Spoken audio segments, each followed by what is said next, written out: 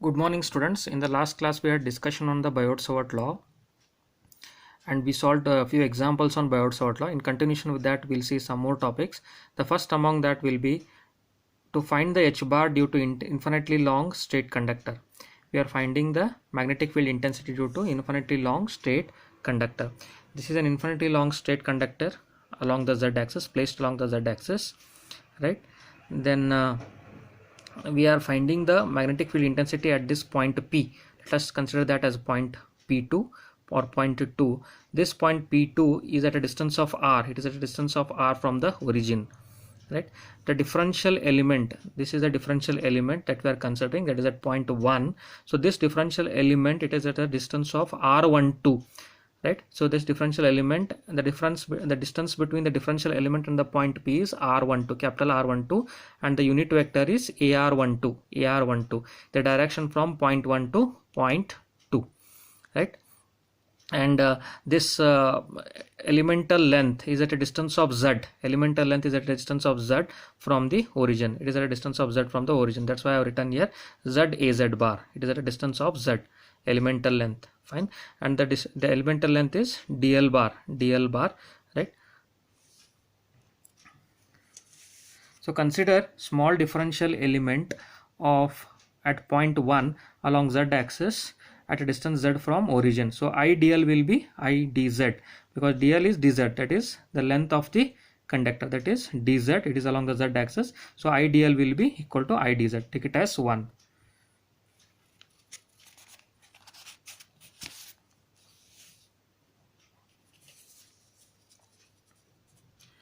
The distance vector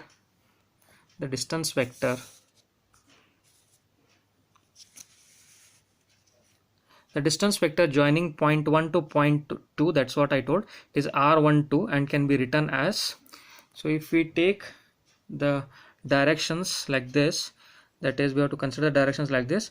So this is minus z az bar, right? It is proceeding from in the downward direction. Then this is r ar bar, the radius r ar bar, right? So the resultant will be from point 1 to point 2.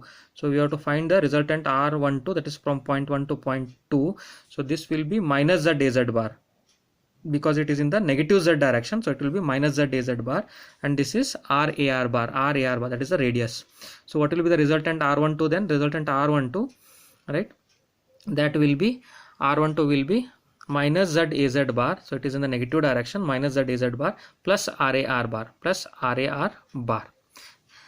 So ar12, it is a unit vector, that is nothing but the vector divided by its magnitude, r12 bar divided by its magnitude, it is rar bar minus z az bar divided by square root of r square plus z square, right? So let us consider these equations as equation number 2 and 3.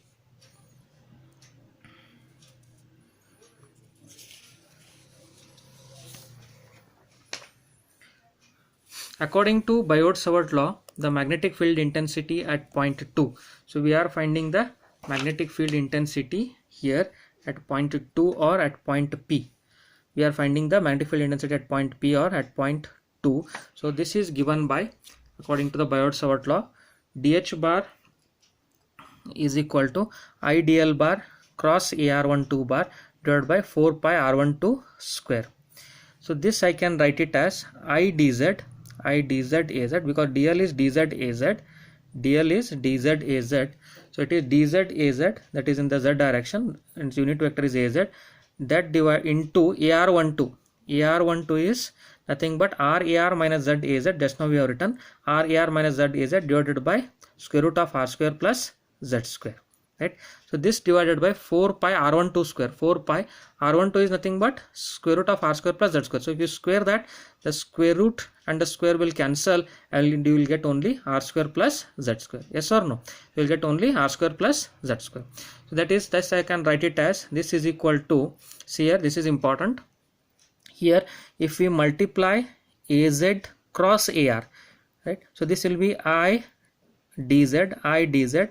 So these terms will come here, I is here and dz is here, right? I am multiplying this with rar, first term, this term with rar, first term.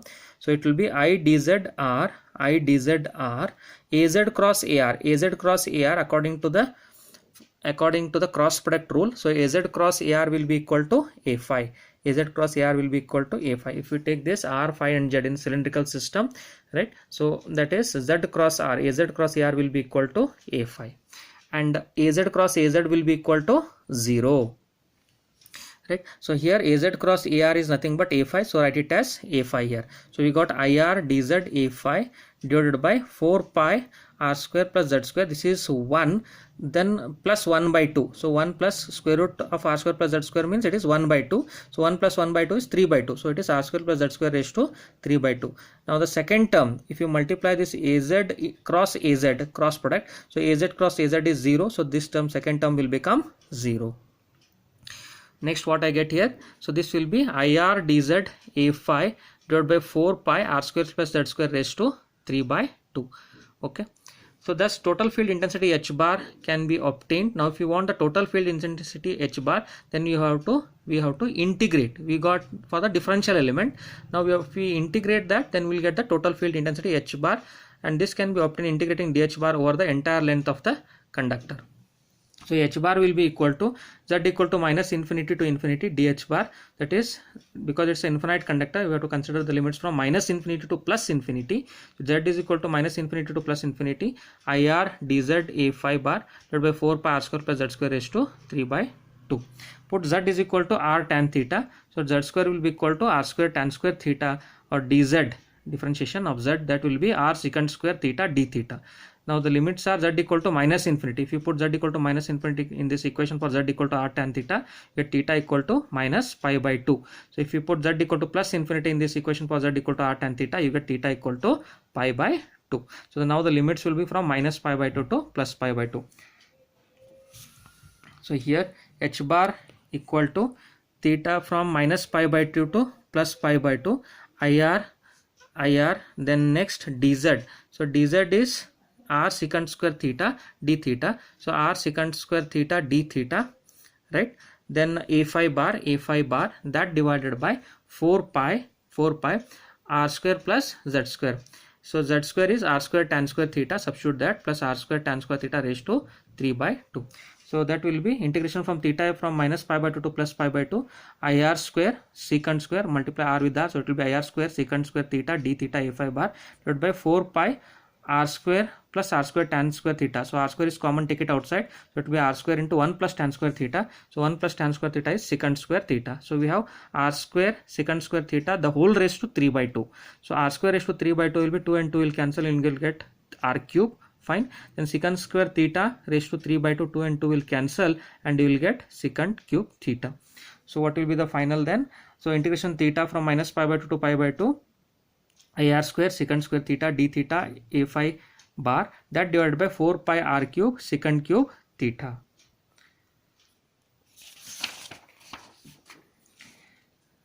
So here secant square theta and secant square theta will cancel, 1 secant theta will remain in the denominator, r square and r cube will cancel, r square and r square will cancel, and 1 r will remain in the denominator. So the next equation will be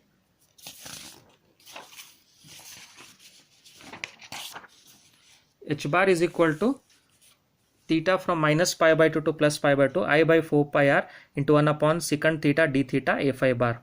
So I by 4 pi r is constant, take it outside. So integration from theta equal to minus pi by 2 to plus pi by 2 cos theta, 1 by secant theta is cos theta d theta A phi bar. So that is I by 4 pi r, integration of cos theta is sin theta over the limits minus pi by 2 to plus pi by 2 A phi bar. That is I by 4 pi r sin pi by 2 minus sin minus pi by 2, upper limit minus lower limit A phi bar. So that is I by 4 pi r sin pi by 2 is 1 minus sin of minus pi by 2 is minus 1. So that into A phi bar. So that is 2i by 4 pi r A phi bar. So H bar will be equal to 2 and 2 will cancel, 2 will remain in the denominator. H bar will be I divided by 2 pi r A phi bar ampere per meter. B is equal to mu into H. So that is, if we have to multiply H with mu, so that will be mu I divided by 2 pi r A phi bar Weber per meter square. So like this we have derived the equation for the magnetic field intensity H and magnetic flux density B for the infinitely long straight conductor. There are a few observations here. The first observation is magnitude of magnetic field intensity H bar is inversely proportional to R. So this h bar is inversely proportional to r, and it does not depend upon phi and z. It does not depend upon the, that is phi and z values. That is the first observation. Then second observation is direction of h bar is tangential along a phi bar. Direction of h bar is tangential along the a phi bar direction. Okay, so at P2, at point P2, that is where we are finding the magnetic field intensity, there it will be tangential, right? Then third observation is magnetic flux lines are in the form of concentric circles surrounding the conductor. Fine. So these are the three observations. Next we will move on to the magnetic field intensity due to straight conductor of finite length. Till now we have seen for the infinite length conductor. Next for the finite length conductor. Okay, few part of the equation is almost same as that of the previous one. There are few changes here which will lead us to the derivation of the h bar due to straight conductor of finite length. Consider the finite length conductor, that is from Z1 to Z2 here, placed along the Z axis. So this we have to find the magnetic field intensity at the point P, which is at a distance of r from the origin, which is a distance r from the origin. The point Z1 makes an angle alpha 1 with P, right, with P, right. Similarly this elemental length whatever we are considering, that makes an angle alpha with point P. Then the point Z2, right, Z2 makes an angle alpha 2 with point P. So consider the conductor of finite length placed along Z axis as shown in the figure above.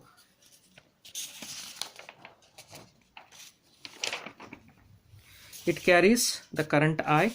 Perpendicular distance of point P from Z axis is r, that's what I told here. That is point P is at a distance of r from the origin. Conductor is placed such that its one end is at Z equal to Z1 while other end is at Z equal to Z2. Consider differential element dl bar along the Z axis at distance Z from the origin. So dl is given by dz into az bar. Dl is dz into az bar. It is the length. It is along the z axis. So dl will be dz az bar. Dz is the magnitude and az bar is the unit vector. Now the unit vector in the direction joining differential element to point P is ar12 bar and can be expressed as unit vector in the direction joining differential element to point P. So the vector joining the differential element, this is a differential element, right? Differential element to point 2, the unit vector is ar12. I have written here ar12. So this is given by r12, that is its vector divided by its magnitude. So vector is, again as we saw in the previous derivation, right? Are you following, students, here? Yes. See here. Here we have the diagram. I have sketched the diagram here. So this is z is in the downward direction, so we have to take it as negative. It is along the negative z axis. Then we have to proceed here. Then come here r bar. Then they converge here. That is the resultant from point 1 to point 2, r12, and this will converge. So this is our resultant r12, capital R12. So the unit vector ar12 will be r bar minus z az bar. That is r bar minus z az bar divided by square root of r square plus z square. Take it as equation 2. Next we are finding here, the dh bar at point 2 due to the Biot-Savart law. According to the Biot-Savart law, we know that dh bar is equal to IDL ar12 bar divided by 4 pi r12 square. According to the, that is Biot-Savart law, we know dh bar is equal to IDL into cross ar12 divided by 4 pi r12 square. This is same as the previous one what we did for the infinite state conductor. So here dl is dz az. So I dz az divided by in cross of ar12. ar12 is r minus z az divided by square root of r square plus z square. So that divided by 4 pi. r12 is square root of r square plus z square, the whole square. So it will be r square plus z square. So it will be I dz r az cross ar is what? Come on, tell me, students. Yes, az cross ar is a phi, right? A phi. So that divided by 4 pi r square plus z square raised to 3 by 2. Az cross az is 0. Yes or no? Az cross az is 0. So what we are getting here? IR dz a phi bar divided by 4 pi r square plus z square raised to 3 by 2. Take it as equation 5. Now the total h at P, if we want to find, we have to integrate this differential that is dh bar, we have to integrate it over the length z1 to z2, because the length of the conductor is from z1 to z2, so we have to integrate over the limit z1 to z2. So if we are integrating from z1 to z2, dh bar, that is equal to integration from z1 to z2 ir dz a5 bar divided by 4 pi r square plus z square raised to 3 by 2. Now use z is equal to r tan alpha. Z is equal to r tan alpha here. So in this diagram here for the state conductor, this diagram here for the state conductor, tan alpha, what is tan alpha? Tan alpha is z by r, tan alpha is z by r, okay, z by r. Then tan alpha 1 will be z1 by r, tan alpha 2 will be z2 by r. Tan alpha is this length from 0 to this elemental length, that is z, so that is opposite side by adjacent side, z divided by r. Similarly tan alpha 1 will be, that is tan alpha 1 will be z1 by r, tan alpha 2 will be z2 by r.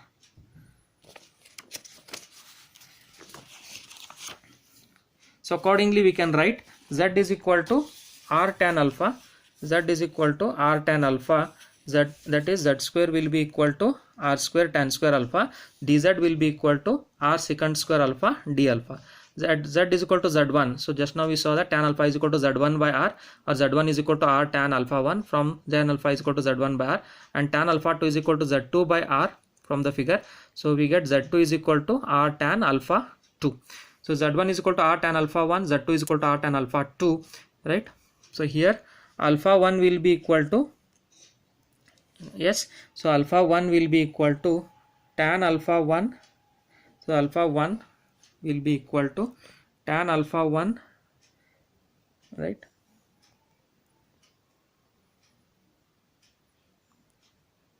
Yes, so alpha 1 will be equal to tan inverse of z1 by r, then alpha 2 will be equal to tan inverse of z2 by r. Okay, so h bar is equal to over the limits alpha 1 to alpha 2 ir r secant square alpha d alpha a5 bar, okay, because it is ir z, that is ir dz, okay, so it is r secant square alpha d alpha a5 bar divided by 4 pi r square plus, that is r square plus z square is r square tan square alpha raised to 3 by 2. It is integration from alpha 1 to alpha 2 ir square multiply here secant square alpha d alpha a5 bar divided by 4 pi r square into 1 plus tan square alpha raised to 3 by 2. So that will be integration from alpha 1 to alpha 2 ir square secant square alpha d alpha a5 bar divided by 4 pi r cube, so r square and raised to 3 by 2, 2 and 2 will cancel, we will get r, that is r cube. Then similarly 1 plus tan square alpha is secant square alpha, so secant square alpha and as 2 and 2 will cancel, so you get secant cube alpha. So we have r cube secant cube alpha, r square and r will cancel, we get r in the denominator, secant square alpha will cancel, we get sec alpha in the denominator. So it is integration alpha 1 to alpha 2 I d alpha a5 bar divided by 4 pi secant alpha r.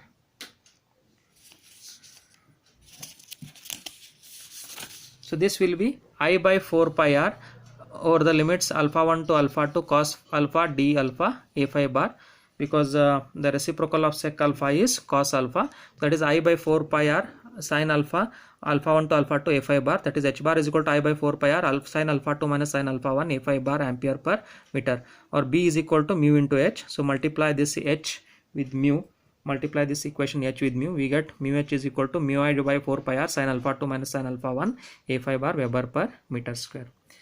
Right students, so in today's class we have covered two derivations. One is finding the h bar at a point due to infinitely long straight conductor, another one is finding the h bar, that is magnetic field intensity, at a point due to finite long straight conductor. Right, hope you understood students. If there are any clarifications or doubts, please send your doubts to me so that I will clear your doubts. Thank you.